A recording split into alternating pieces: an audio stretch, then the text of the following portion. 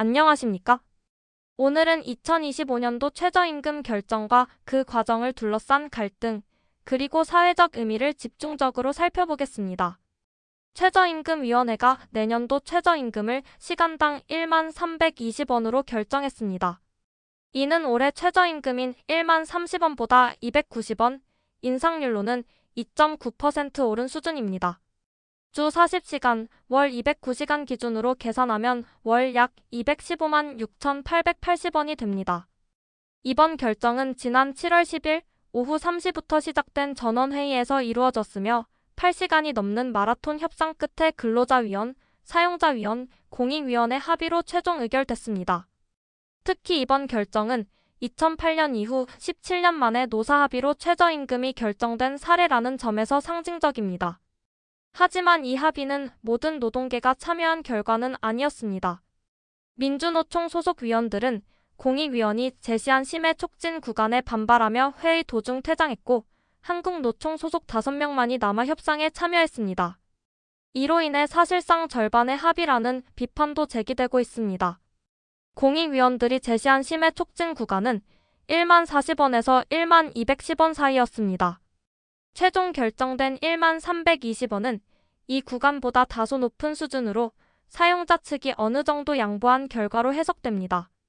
노동계는 이번 인상률에 대해 강하게 반발하고 있습니다. 노동계가 제시한 최초 요구안은 시간당 1만 1,500원, 인상률로는 14.7%, 월급으로 환산하면 약 240만 3,500원에 달합니다. 노동계는 현재 최저임금 수준으로는 생계가 불가능하다며 물가 상승률을 반영하지 못한 인상은 실질임금 하락으로 이어진다고 주장하고 있습니다. 반면 사용자 측, 즉 경영계는 이미 올해 최저임금이 1만 원을 넘었다며 지불 능력의 한계를 강조했습니다. 소상공인과 중소기업의 부담이 가중되고 있으며 국제적으로도 한국의 최저임금은 중위임금 대비 63% 수준으로 OECD 기준치를 초과했다고 주장했습니다. 따라서 경영계는 올해와 같은 1만 30원 수준의 동결을 주장했습니다. 이번 최저임금 인상률은 역대 정부 첫해 최저임금 인상률 중 가장 낮은 수치입니다. 역대 정부의 첫해 인상률을 보면 노무현 정부 10.3%, 이명박 정부 6.1%, 박근혜 정부 7.2%, 문재인 정부는 무려 16.4%였고 윤석열 정부는 5.0%였습니다. 이에 비해 이재명 정부 출범 첫 해인 2025년의 인상률은 2.9%로 역대 최저 수준입니다. 한편 플랫폼 노동자와 특수고용직 등 도급제 노동자들의 최저임금 적용 여부는 이번 심의에서 끝내 결론을 내지 못했습니다. 최저임금위원회는 관련 실태조사가 충분하지 않다며 논의를 내년으로 유보했고 필요시 별도 기구에서 논의하도록 권고했습니다. 이는 배달라이더 등 수많은 플랫폼 노동자에게 최저임금의 사각지대가 여전히 존재함을 의미합니다.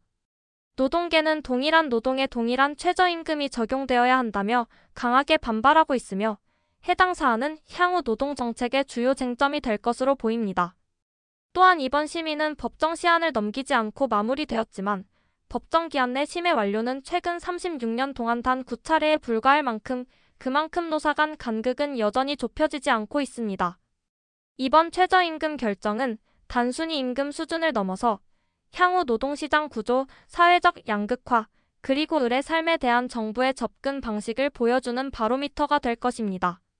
특히 이재명 정부가 내세운 노동의 가치 존중 기조와 실제 정책 간 괴리를 둘러싼 논란도 지속될 전망입니다. 2025년 최저임금은 오는 8월 5일 고용노동부 장관의 고시를 통해 공식 발표되며 2025년 1월 1일부터 전국적으로 적용됩니다. 이상으로 2025년 최저임금 결정과 그 배경, 사회적 파장까지 살펴봤습니다. 앞으로 이 최저임금이 어떤 파급 효과를 가져올지, 그리고 플랫폼 노동자 등 사각지대 해소 논의가 어떻게 전개될지 주목됩니다. 감사합니다.